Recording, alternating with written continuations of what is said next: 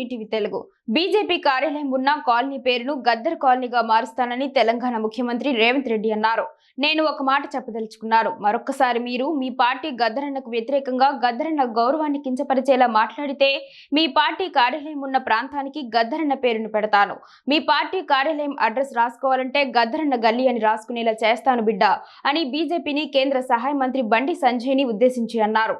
హైదరాబాద్లోని రవీంద్ర భారతిలో జరిగిన గద్దర్ జయంతి కార్యక్రమంలో ఆయన మాట్లాడుతూ అవార్డులు తమ వద్ద ఉన్నాయని బీజేపీ భావిస్తుందేమో కానీ మీ పార్టీ ఆఫీసు గద్దరన్న రాష్ట్రంలో ఉందని గుర్తుంచుకోవాలన్నారు. అందుకే మీ పార్టీ ఉన్న కాలనీకి గద్దరన్న పేరును పెడతానని వ్యాఖ్యానించారు. ఇంతకు ముందు అధికారంలో ఉన్నవారు గద్దర్ను గేటు బయట నిలబెట్టారని, కానీ ఇప్పుడు ఆయన గద్దె కూలిపోయిందని కేసీఆర్ను ఉద్దేశించి అన్నారు. ఇప్పుడు గద్దరన్న వారసుడు అధికారంలో ఉన్నాడని, గద్దరన్నను గేటు బయట నిలబెట్టిన వ్యక్తి బయట ఉన్నాడని వ్యాఖ్యానించారు.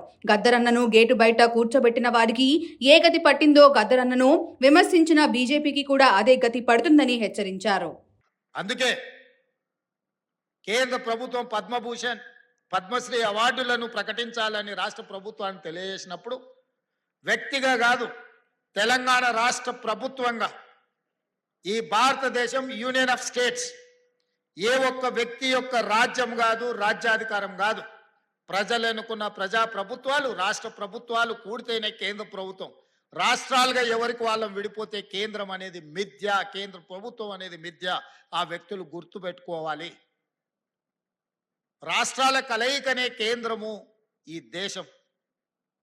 రాష్ట్ర ప్రభుత్వాలకు సంబంధించిన మేము ప్రభుత్వ అభిప్రాయంగా మా తెలంగాణ సమాజాన్ని,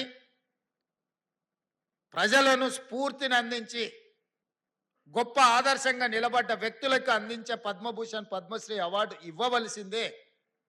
దానికి ముందు వరుసలో ఉండేవాడు గద్దరన్న. వారితో పాటు చుక్కా రామయ్య గారిని, అందశ్రీని, మిత్రుడు గోరెట వెంకన్నను, జయతీర్ తిరుమలరావు గారి పేర్లు నేను ప్రతిపాదించిన. ఇందులో ఏ ఒక్కరూ మా పార్టీ కార్యకర్త కాదు, నాయకుడు కాదు, కాంగ్రెస్ పార్టీ సంబంధం లేనోళ్ళు. మిత్రుడు గోరెట వెంకన్న ఇప్పుడే చెప్పాడు. నాకు కొంచెం ముఖ్యమంత్రి గారిని చూస్తే ఏందో ఈ వేదిక మీద ఉన్నా ఉండకపోయినా ఎట్లా. 14 నెలల్లో ఏ రోజు కూడా గోరెటెంకన్న వచ్చి నన్ను అడిగింది లేదు, నన్ను కలిసింది లేదు. అయినా వారి సమాజానికి అందించిన సేవల్ని దృష్టిలో పెట్టుకొని వారికి కూడా తెలియదు నేను లేఖ రాసిన సంగతి. నాకు తెలిసి పత్రికలలో మాట్లాడినప్పుడే వారికి ఏదైనా ఐడియా వచ్చిండదు. వారికి సమాచారం కూడా ఇవ్వలే. నేను నా బాధ్యతగా భావించిన. నాతోని విభేదించినా సరే, లేదా సమాజం కోసం వాళ్ళు నాతోని విభేదించినా ఇంకోరితో విభేదించినా అనే దానికంటే 4 కోట్ల తెలంగాణ ప్రజలతో వాళ్ళు ఉన్నారు. ఆ ప్రజలతో మమేకమైన వాళ్ళను గుర్తించాలి, వాళ్ళని గౌరవించాలి అన్నదే ఆలోచన. నాతో ఉంటేనే ఇస్తాం, నాతో లేకపోతే ఇవ్వమనే విధానం మంచిది కాదు అని బలంగా నమ్మి వాళ్ళ పేర్లు ప్రతిపాదించిన. నేను ఈరోజు ఇక్కడికి వచ్చిన గద్దరన్న అభిమానులను, వేదిక మీద ఉన్న పెద్దలు నేను అడుగుతున్నా. నేను ప్రతిపాదించిన గద్దరన్న కావచ్చు, చుక్కా రామయ్య గారు కావచ్చు, లేకపోతే అందశ్రీ గారు కావచ్చు, జయ జయ హే తెలంగాణ అందించిన అందశ్రీ గారు కావచ్చు, గోరెట వెంకన్న కావచ్చు, జయదీర్ తిరుమలరావు గారు కావచ్చు, ఎవరు ఎందులో తక్కువ అని నేను అడుగుతున్నా. పక్క రాష్ట్రంలో 5 మందికి ఇచ్చిండ్రు. ఆ 5 మంది కంటే ఈ 5 మంది ఏమైనా తక్కువనా? ఈ సమాజానికి మా వాళ్ళు ఆదర్శంగా లేరా?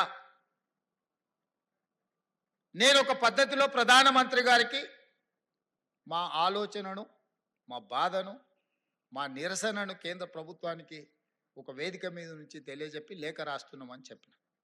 కేంద్ర ప్రభుత్వం జరిగిన తప్పును సవరించుకొని భవిష్యత్తులో అయినా సరిదిద్దుకుంటుందని నేను భావించిన. కానీ దురదృష్టవశాత్తు కేంద్రంలో మంత్రిగా ఉండే వ్యక్తులే మేము ఇవ్వం గద్దరన్నకు మేము ఎలాంటి గౌరవించము అని మాట్లాడితే నేను ఒక్క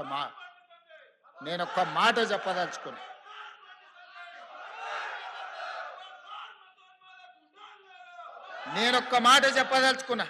మళ్ళొక్కసారి మీరు మీ పార్టీ గద్దరన్నకు వ్యతిరేకంగా, గద్దరన్న గౌరవాన్ని కించపరిచేటట్టు మాట్లాడితే మీ పార్టీ ఆఫీసు ఉన్న ప్రాంతానికి గద్దరన్న పేరు పెడతా.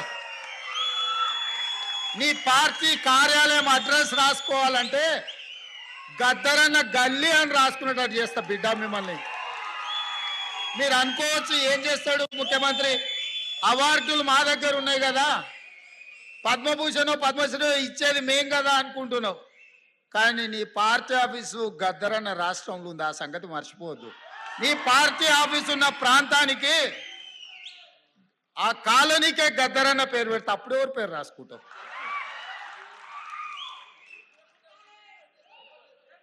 ప్రతిదానికి మా దగ్గర మందుంది స్వామి. ఇంతకు ముందు ఆయన కూడా గిట్లనే నీలిగిండు, గద్దరన్నని గేటు బయట కూర్చోబెట్టిండు. ఏమైంది? గేటు బయట కూర్చోబెట్టిన ఆయన లోపల ఉన్నాయన, గద్దె మీద కూర్చున్నాయన గొప్ప అనుకున్నాడు. కానీ చూస్తుంటేనే ఆయన గద్దె కూలింది, గేట్లు బద్దలైనాయి. గద్దరన్న వారసులు లోపలుండ్రు. గద్దరన్నని గేటు బయట కూర్చోబెట్టినోడు ఇవాళ గేటు దగ్గర కూర్చొని ఎవరన్నా వస్తారా అని వల్కరించడానికి ఎదురు చూస్తున్నాడు, చకోర పక్షిలాగా. గాయనకే గంత గతి పడితే నీకెంత పడుతుంది స్వామి? నువ్వు అర్థం చేసుకో. నువ్వేమి ఇయ్యకు, నిన్ను ఇయ్యవని ఇంకా అడగను. నువ్వు ఇయ్యనందుకు నిరసన తెలుపుతా. ఎట్లయితే గద్దరన్నని గేటు బయట కూర్చోబెట్టినోనికి పట్టిన గతి ఉందో, వచ్చే ఎన్నికల్లో నీకు గదే గతి పడుతుంది. ఓట్ల విప్లవం వస్తుంది, ఓట్ల విప్లవం వస్తుంది. గంటలో నువ్వు కొట్టుకపోతావు. మేము గద్దరన్నకి ఇవ్వాల్సిన గౌరవం కేంద్ర ప్రభుత్వం నుంచి మేమే ఇప్పిస్తాం. రాహుల్ గాంధీతో మేమే మాట్లాడతాం, అడగం, సంతకం పెడతాం. గద్దరన్న గౌరవం ఇచ్చడానికి కేంద్ర ప్రభుత్వం నుంచి నువ్వు మర్చిపోకు.